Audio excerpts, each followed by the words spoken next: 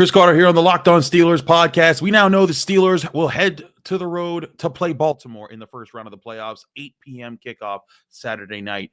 But if they're going to snap what's now a 4-game losing streak, they have a lot of work to do. We'll talk about a key thing that the offense has to do if they want to ever start faster right here on the Locked On Steelers podcast. I'm your host, Chris Carter. Let's get into it.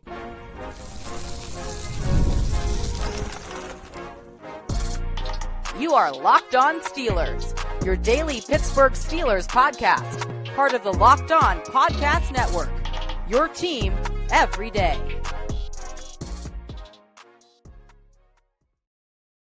Hello and welcome to the Locked On Steelers podcast. I'm your host, Chris Carter, bringing you daily dose of all things of the Pittsburgh Steelers. As always, you can find the show on your favorite podcasting apps and on YouTube. Like this video if you enjoy it. Subscribe to this YouTube channel to get all of your daily Monday through Friday episodes, as well as our bonus content. We thank you for making us your first listen every day because we're your team every day. And today's episode is brought to you by LinkedIn. LinkedIn Jobs help you find qualified candidates you want to talk to faster. Post your job for free at linkedin.com/LockedOnNFL. Terms and conditions apply. All right, Steelers fans, the playoff schedule is set. The Steelers will play the Baltimore Ravens as the 6th seed, playing the Ravens as the 3 seed in Baltimore, 8 p.m. It's going to be an Amazon Prime game. So if you get Prime, you get that. If you're local, you can still watch it there. But we have a lot to still talk about because this was not the favorable matchup that the Steelers could have aligned for themselves. Had they beaten the Bengals, they'd be playing the Texans this week. And the Texans are not playing very good football. And I think that would have been preferable, but you get the hand that you dealt, and now you have to move forward with it. And I think the Steelers know what they have to do to move forward. We'll get to the defense in a bit because I do think that they made progress, but this team's problems still boil down to its offense that has dropped from being a top 10 offense, an offense that was putting up points regularly, now to they finished the season averaging 22.4 points per game. That's 16th best in the NFL. Now, again, beginning of the season, you take that with considering where you were the past few seasons, ranking at the bottom half of the league. This is a better offense than it was last year, but it still could have been even better than it finished because it was based off of how it finished the season. 4 straight games of not scoring 20 points. We talked about, I think, a key factor in this. We'll talk about Russell Wilson. We'll talk about the O-line. We'll talk about Pickens. We'll talk about all those things. But one thing when it comes from a coaching perspective that I thought should have changed or should have been different in this game for them to beat the Bengals and needs to flip against the Ravens. I don't think there's any doubt in my mind about how this happens. It's how they start their games and particularly how they start their drives. It all starts with first downs. The Steelers offense has been starting slow in every game of late. There's most games they started slow. There's a couple games this year where they've started a little bit faster, but they haven't been able to do that for the most part. And I think a lot of it starts with the first plays that you come out with on drives to set the tone for drives, and that's what you call on first down. Now, if you're looking at the total amount of first down calls in this game, yes, there were 12 called pass plays on first downs and 12 called run plays on first downs. But it's about when they were called that kind of tells the story of what happened here, because the 8 of those 12 first down runs were the first 8 first downs the Steelers had in this game. And they all came in the first half. And in fact, the Steelers didn't throw a first down or try to throw a first down pass until there was 1 minute and 10 seconds left in the second quarter, when everyone in the world knew that they were going to pass because they had to move the ball down the field. They passed the ball on first down 3 times in the second half, and those results were incomplete pass, and sack. And then in the second half, when they did start to open it up and throw more on first down, it only happened when they were down 12 points and they absolutely needed to score, and they were able to move the ball. It resulted in at least them getting a 5-yard completion, a 12-yard completion, the 19-yard touchdown to Pat Freiermuth. But then at the end of the game, when you're looking for the Steelers, because they have to pass on those situations, it's less spontaneous, it's more predictable, and teams can pick up on what you're doing and what you're taking away. And on the day, the Steelers were 4 of 11 when passing on first downs for 34 yards, a touchdown, and a sack. And this goes against what we talked about going in the game. We broke down numbers that I was like, hey, there's some good trends coming from a few things that they might have switched things up, during their losing streak, where they might have said, okay, maybe we can throw a little bit early on first down. And none of that carried over into this Bengals game. Now, maybe they can flip it back around and pull something on the Ravens this week. And I think that they absolutely need to. But I think this offense we've seen, it is not the kind of offense that can just go in and bulldoze people with its run game. It can hurt you with its run game if you're worried about different things, because the Steelers offensive line, they can still get physical, but they're not the kind of physical that's going to beat you even when you're looking for the run. And that's something that the Steelers were hoping to develop. It hasn't developed this year. This is still a very young offensive line for the most part. And I think that they can get there. And especially next year, if they get Troy Fautanu, that'll help that to another degree. But I thought it was interesting when Russell Wilson was asked about first downs and how they can do better there, and how he responded after the game. Because to me, I think that it would behoove him to give him more first down throws in games. And I want you to listen to how he responded to this question, because I think it kind of goes into my theory as far as how this a key thing that can just jumpstart the offense and give them a different feel as they head into games. But here was Russell Wilson after the Steelers loss. Who would you like to start doing better on first down, put yourself in a more advantageous position? We got to be effective on first down, give ourselves a chance on third down. And whatever that is, I think that we got to be able to do that. I think that's a key part to the game, obviously, is being great on first and second down, getting ourselves on third down. And then when we get our third downs, converting them. And that's the aim of the game, obviously. I thought, we did a good job of that in the fourth quarter, especially. We were in attack mode. We had to go get it in the fourth quarter. I thought Pat put a great game, made some really big plays for us. I think the guys battled, unfortunately we didn't get to win it tonight. So I want you to notice when he pointed out there, he said, I thought we got after it. We went into attack mode in the fourth quarter. The Steelers should have been in attack mode from the get-go in this game. And that's where I think it comes down to Mike Tomlin and Arthur Smith coming together and being like, hey, I know it's cold. I know this is AFC North football, but they're looking for the run. And listen, I'll also say this. Early on, I thought the Steelers, the run game was looking like it could work, because they ran up in their first. They had 2 runs in their first 4 runs. They had 2 runs that broke for more than 10 yards, and then 2 runs after that they ran for a touchdown. So there were certainly some things working, but they needed to switch things up eventually to get that to get more into a rhythm and a flow, to allow this offense to possess the football. Because, and I get it, part of running the ball is you're hoping to possess the football, you're hoping to run more clock. But again, this team needs to catch other teams off guard. It needs to get yourself in position. You got to trust Russell Wilson. However you feel about him and what his abilities are, you have to trust him to be able to get the ball out of his hands into a playmaker's hands early in these games. Even if it's a quick pass on a slant, or hitting a seam, or just something along those lines that allows this offense to start faster. Because if it starts faster on first downs, then it can get things going, throughout a drive, and you can have more lasting drives. And again, you look at the Steelers first half in this game, their only possession in the first quarter was a 3-and-out. Their touchdown drive that started the second quarter was 13 plays. That was awesome. But then they had a 3-and-out, a 6-and-out, and then they got the ball back with 16 seconds. And the 6-and-out, I don't think that comes down to as much as play calling, as much as just it was a 2-minute drill and they didn't make it work.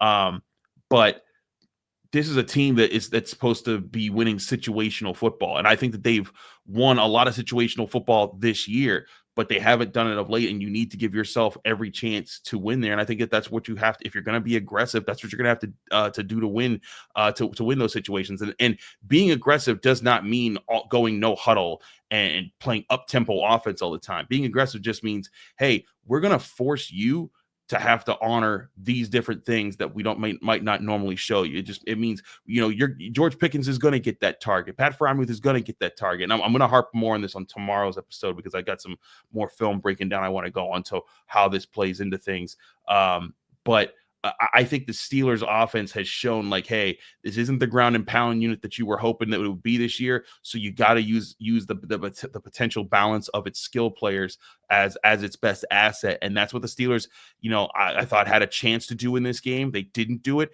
And if the Steelers are going to do anything in this playoff game, they should at least go out swinging, trying that way. And I'll break more of that down later. But I also talked to Patrick Queen after the game. And as much as I'm talking about how aggressive the Steelers offense can be and how things can change with how they do their first downs, I don't think it's changed the defense needs. I think it's what we were talking about all along. It was settling down and playing their style of football again. And I think that they did that. We'll talk more about that on the Locked On Steelers podcast. I'm your host, Chris Carter. Stick with us. We'll be right back. But first, remind you, this show is brought to you by LinkedIn. Growing your small business in 2025 comes down to how well you can hire. And let's face it, better hires start with smarter insights. That's where LinkedIn comes in with the strongest hiring data available. LinkedIn helps you identify the right candidates, giving you the confidence to make the best decisions for your business. I've used LinkedIn Jobs myself, and I can tell you it's a game changer when it comes to hiring the right fit. Small businesses are wearing a lot of hats, so every hire is crucial. LinkedIn gets that. That's why they connect you with the best candidates using data you won't want to find anywhere else. From unique skills to interests to the connections you share, LinkedIn helps you find the right person for the job. In fact, 72% of all small businesses say LinkedIn has helped them find quality candidates. All you need to know is that their experience from when you're looking for building your business is that LinkedIn will help you find the candidates that won't drop the ball. They're going to get you the candidates that are trustworthy people for your business. So hire smarter this year and find your next great hire at LinkedIn. Post your job for free at linkedin.com/LockedOnNFL. That's linkedin.com/LockedOnNFL to post your job for free. Terms and conditions apply. We're also brought to you by Rocket Money. Did Rocket Money help you find any subscriptions that you forgot about or that you were paying for twice?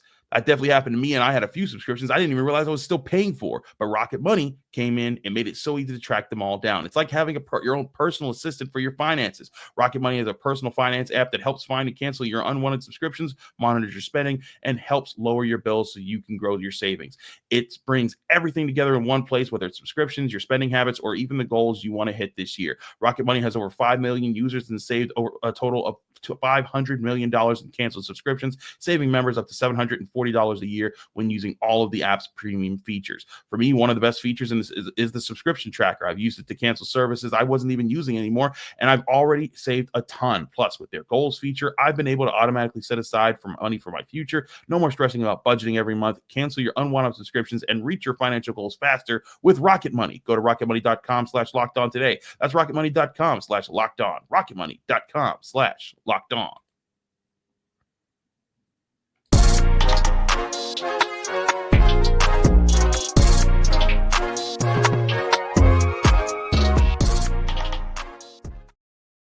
Back here on the Locked On Steelers podcast, I'm your host, Chris Carter. We continue our show here today on this Monday. Again, the Steelers play the Ravens, and I think it's a good thing that the Steelers defense did play the way it did against the Bengals because if we're looking at teams, the Bengals still had one of the best offenses in the NFL. In fact, it was the number 6 scoring offense in the NFL. When it came to things, it was the number 1 passing offense in the NFL. And the Steelers held that unit to 19 points, despite the fact that the Steelers offense only possessed the ball for 22 minutes in the game. That means the Bengals had the ball for more than a quarter longer than the Steelers did. Typically, that spells doom for this defense in games, because that means they were on the field a ton, but they won third downs regularly. The Bengals were 5 of 13 on third downs. They were able to limit what the Bengals wanted to do in the ground game. They averaged less than 4 yards per carry. Joe Burrow, was able to complete passes at a high rate, but he was looking for quick passes, as they talked about after the game. And they kept him out of the end zone, and they got some passes here and there, but they said, hey, when you get to the red zone, you're not gonna break in too much. And the Steelers defense rose up in some big ways. They got 4 sacks. They played their style of football. The only problem with the game was the offense wasn't there with them, and the offense, it was supposed to come through. It didn't. But I don't think that the defense should be discouraged by that. I think it's a good sign that they were able able to do that, because it was those things that I think hurt them against the Ravens. Was that, that was a game where that could have been that second Ravens game could have been the same old rock fight the Steelers have been in with the Ravens since, for the past 5 years. But it broke away from them. Because Russell Wilson did have 2 crucial turnovers, but the Steelers also allowed uncharacteristic passing touchdowns in that game. The Isaiah Likely touchdown, the Mark Andrews touchdown, those 2 touchdown passes, you take those away, it's a much closer game. And that's where the Steelers hadn't been allowing those things. And so I thought it was interesting to see how the Steelers countered what the Bengals did after that opening drive, where the Bengals just walked down the field. The Steelers looked like, okay, this looks like more of the same. But then for the rest of the game, they took things away. They were in the right pass rush lanes. They were covering guys a lot better. And sure, T. Higgins and Jamar Chase were getting theirs, at times, and they were beating guys one-on-one. But eventually, the Steelers were able to lock things down. They were able to be in the right places. And I thought it was a good sign that this team can still do that, and they can get back to what they've been doing, which is what I've been saying. It's not about changing. It's not about flipping up the scheme upside down and just trying whole new things. It's about getting back to your fundamentals and doing the things that you're capable of. And that's what this defense did in this game. We caught it with Patrick Queen after the game. He addressed some things, and he was still frustrated about the loss. But I think there was also some good points that he made about, like, hey, like these are things that they can carry moving forward. Here's Patrick Queen in the Steelers locker room after their loss to the Bengals. You guys talked about, challenging yourself this week against an offense like this. You feel like the defense did a lot more what you're supposed to do to be a good football team at this stage? I think we took a step in the right direction. I don't think it was as good as it needed to be, obviously. It's plays out there for us to go make. We just got to go make those, but I definitely think we took a step in the right direction. Where does this team have to get itself together? 4 games, losing streak, heading into what you're in the playoffs next week. Yeah, next week is 0-0. Everybody should cancel out. So at that point, we want to go home. All that seeding and all that stuff don't matter. Home field advantage, whatever the case may be, don't matter. It's when I go home. So that's how I look at it, and I can't wait. What was the message from Mike after the game you got about turning things around? It's playoffs. Everybody record starts over. It's time to go play ball when I go home, and it's that simple. Patrick, can you break down what happened with the interception play that you had, what the read was, and that you were on Chase on that one? You said, well, I couldn't. On the interception that you guys got, it seemed like you were on Chase on that play. Can you break down how that happened and how it turned into a turnover for you guys? Yeah, I just film studying, knowing the type of formation, seeing him right there, I knew it was going to be trying to square me up and option me. So I wasn't supposed to, but I played it like that because I knew what was going on. So that was that simple. And Beanie made a great job of seeing the quarterback come back and get the ball. So I also threw in the play there about his interception, because that was an example of the preparedness that we've seen from the Steelers most of this season. Something that we talked about when the Steelers were playing some of their best football in the year, where we talked about this defense that was playing at a top 5 level at one point. It's still top 10, but not top 5 anymore when it comes to scoring. But they were constantly prepared for what opponents were going to do. The film study that they did paid off in games and allowed them to properly anticipate where guys are going to come. In fact, a few weeks ago after the loss to the Eagles, I think it was, we talked to Corey Trice, and we talked about being prepared for where teams are going to be and limiting the missed tackles. And he said, it's about properly anticipating where guys are going to go. And I think that you saw more of that in this game, where you saw the Steelers have a better idea of where the Bengals were going to go in this game and taking away what they wanted to do. Because, again, when we're talking about this game, this is a very good game for the Steelers defense. And I think it's a really good sign that if they can carry this forward to the Ravens game, they can make this another rock fight with them and give the Steelers offense a chance to figure their stuff out and try to gut out a win.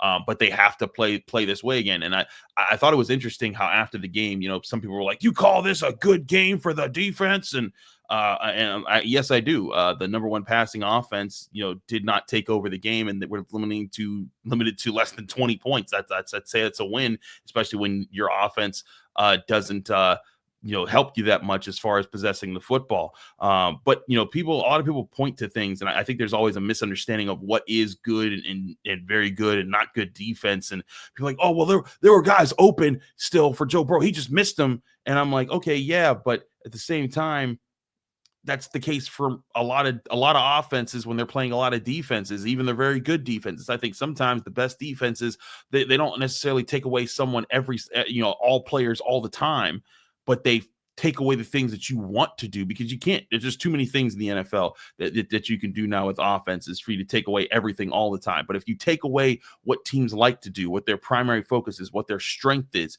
or what the thing that they're relying on to give them an out is on if they're messing up on a certain area. If you know where to take those things away, that's the makings of a good defense. That's a defense that can make up, different parts of the game.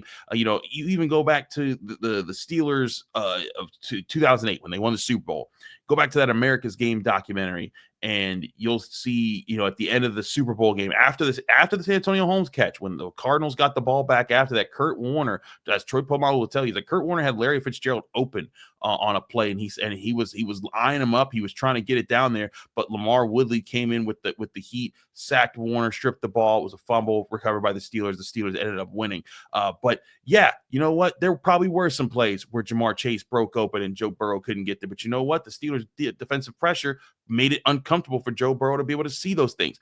That's what good defenses do. They say, hey, you might see something here, but we're going to make a play there. There's several plays like that in even in the glory days of the 70s. If you go back and watch some of those highlights, back with the Steelers, that there were open players, but oftentimes you made up for it by bringing heat or doing something else to win.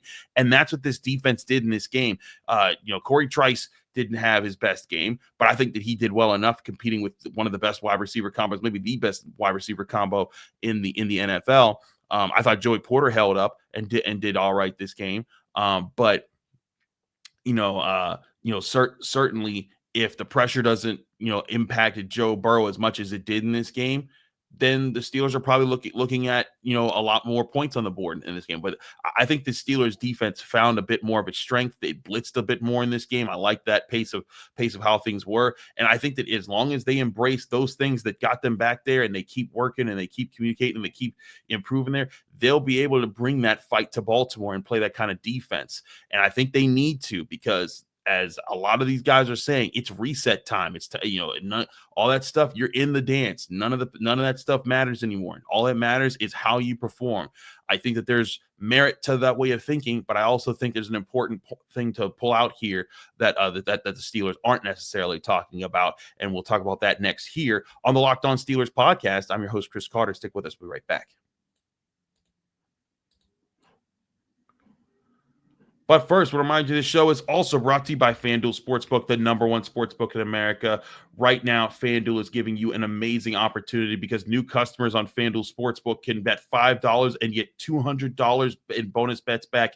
Guaranteed. That's right. You get $200 in bonus bets, guaranteed, win or lose, when you bet $5 or more on FanDuel, America's number one sportsbook. FanDuel is the app that gives you everything you need for live bets, same game parlays, and so much more when it comes to betting on things. Right now, you have your opening lines for Steelers, Ravens. The Ravens come in as big home favorites to start the week out. Ravens are 9.5-point favorites at home over the Steelers. The money line minus 480 for the Ravens, plus 370 for the Steelers. The over-under set at 46.5 points. The FanDuel Sportsbook gives you all the chances to bet on all the big games coming up in the NFL playoffs all week long. Be sure to do so at FanDuel Sportsbook, the number one sportsbook in America. You can start the season with a big return on FanDuel today. Join FanDuel.com, and when you go to FanDuel.com, you can get $200 in bonus bets guaranteed when you bet just $5. That's $200 in bonus bets guaranteed when you bet just $5 on FanDuel, the number one sportsbook in America. Make every moment more with FanDuel, an official sportsbook partner of the NFL.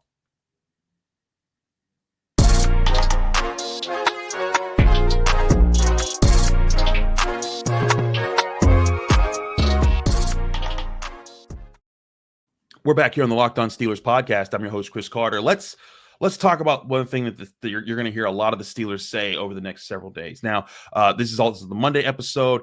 Mike Tomlin's press conference is today. Just a reminder, I will not be in attendance. I will actually be driving with my Pitt beat partner, Stephen Thompson. We're headed to cover Pitt at Duke for Tuesday night. With the blizzard coming, we wanted to leave early. So there's a big blizzard hitting the Midwest and the South and all over the place. It'll be hitting Pittsburgh too. But we're trying to drive early to give ourselves the best chance to sort of be able to brave it, get down there to North Carolina, and cover that game Tuesday night and be back Wednesday to finish out the week here.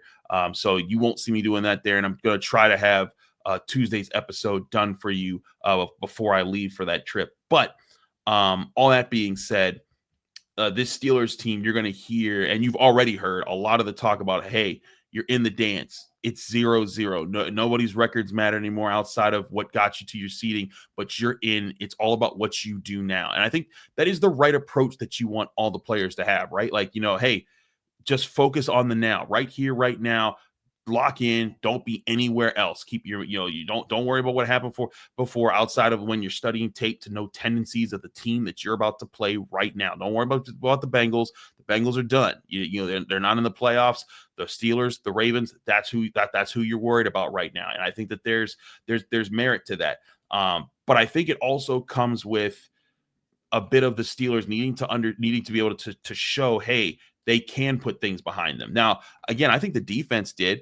I think the defense put a lot of things behind them because there was all sorts of talk about communication and who's this fault and who's that fault, Minka Fitzpatrick, blah, blah, blah. They put a lot of that to bed. And Joe Burrow was being in talks for MVP. Jamar Chase was in talks for the Triple Crown wide receiver numbers. This offense, that offense was supposed to tear the Steelers apart. It didn't in this game. And I thought that was a good sign. Now you're facing an offense that did rip you up a bit just a few weeks ago in Baltimore. And this is a defense now that if they want to show that, hey, they have rebounded, you do it back-to-back games. You do it by coming in and beating a team that you've beaten several times before. The Steelers have still won 8 out of the last 10 against Baltimore. But again, we've always talked about like, hey, like this has traditionally been a rivalry. Eventually things start to swing back certain ways. If you don't want it to start swinging back right now, you got to be the team that establishes the state of play. You have to come in and you have to be the one that dictates the pace of play. And again, that's going to be a big point that I'm going to make in tomorrow's episode when I'm looking at the film and looking at how the Steelers handled the Bengals in this game and how we do our grades and all that kind of stuff, but also how the Steelers need to handle the Ravens, because this Steelers team, I think, has a lot of flaws in it, just like a lot of teams do. Like, I don't think there's rarely the teams that have so few imperfections that you can or so few imperfections that make them so unbeatable. There's plenty of teams out there that are not built that way to be juggernauts. And in fact, this year I think is one of them. I think that there's a lot of really beatable teams at the top of the conference this year, including the Chiefs, including the Bills, including the Ravens, including the Lions. Even though the Lions, they've been my Super Bowl favorite all year long, and they whooped up on the Vikings pretty good on Sunday night. But if you're the Steelers, you got imperfections. Sure, you got issues, but so do other teams. And here's the other thing: is that you have imperfections, but you have ways to get around them. You have talents to get around them with. And I think that's the thing that the Steelers team has to embrace, is that, look, teams are going to look at those weaknesses. If you've been watching Hard Knocks, the Ravens coaches noted the last time that Russell Wilson, it's all about layups and 3-pointers. That's the tape that's on you now. And maybe it'd be brilliant if it was. I'd need to see it before I could say that it's actually going to happen. But maybe, the Steelers could come in, take advantage of the fact that the Ravens could look on tape and say, man, the Steelers ran the ball on first down 8 straight times to open the game. Probably going to do that against us.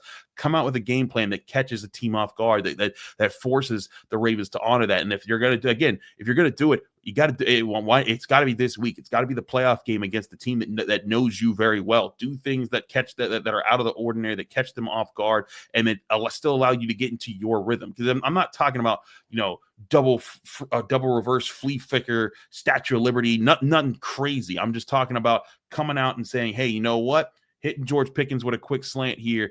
If we get one-on-one on that side, the safeties is shading his way, or the slot corners looking like they're going to bump out and help to try to take that pass away. Okay, guess what? Backside, it's got Pat Freiermuth is going to get a look, or Calvin Austin's going to get a look. Or hey, if they're backing off, we're checking into the run because they have two deep safeties and we think we can run the ball there. And that's when you run the ball, is when you're catching them off guard with those types of things.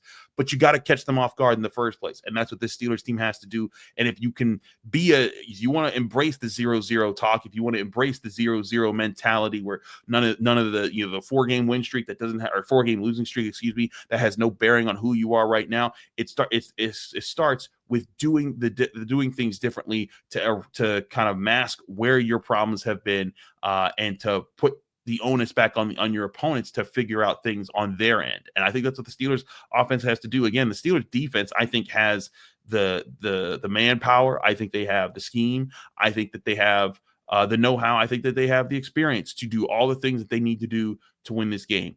I think it's going to come down to the offense being able to step outside of itself just a little bit. And when I say step outside of itself, I don't mean play otherworldly. I mean break free a little bit from the style of play that you've been accustomed to in this 4-game losing streak. And some of that could it doesn't have to be a complete denial. Like, they don't need to not ever run on the ball on first down, but come out early in this game and try to hit some things that could get your players going. Try to hit some things that force the defense to have to honor different parts of your offense that haven't necessarily been something that you've shown on tape all day, every day. And if you do those things, you at least give your shot to say, hey, we're going to be the team that sets things up in this game. And that's a big point that I have a bigger point that I want to make about that in the next episode coming up. But I think if the Steelers are going to put up a good fight against the Ravens and potentially even steal one against the Ravens, it's going to come down to those things. Now, will they do them? We'll have to see this week. They haven't really done it the last 4 weeks. Again, the defense did, but the offense did not. I think that if they're going to really believe in the 0-0 talk, it's gonna have to start with coming in this week, having a game plan to catch the Ravens off guard, and then it's going to continue with going on the field and actually catching them off guard. And when you get them off guard, you got to capitalize. You can't have drops from your big playmakers. It's as much as I was hard on Russ for that game. I look back on it and I think that if there's some routine catches made by George Pickens and that catch over the middle from Pat Freiermuth, we're talking a very different tune about how the Steelers finished the season right now, because they would have finished the season better. So it starts with the plan, and then it continues with the execution, and the Steelers have to come with that. We'll keep you updated with all the things that they do during this week. Again, Mike Tomlin talks Monday for his noon press conference. Again, we will be recording a show before I leave for Durham, North Carolina. So if we don't have his comments in there, please understand that that's why. But there will be other breakdowns as far as film analysis and grades and things that we can put the Bengals game to bed and get you ready for Steelers Ravens at the end of the week, because it's a big week. It's Steelers Ravens week is always big, but Steelers Ravens in the playoffs, that hasn't happened for a little while. I think it's going to be an exciting week to talk a lot of football. We'll hope that you keep it here with us on the Locked On Steelers podcast. I'm your host, Chris Carter. Follow me on Twitter, Instagram, Blue Sky, TikTok, all the social medias at the same handle, at Carter Critiques. You can read my work at the Pittsburgh Post-Gazette, post-gazette.com. You can find me here on the Locked On Steelers podcast every day, Monday through Friday, breaking down your Pittsburgh Steelers. We'll see you here tomorrow right here on the Locked On Steelers podcast.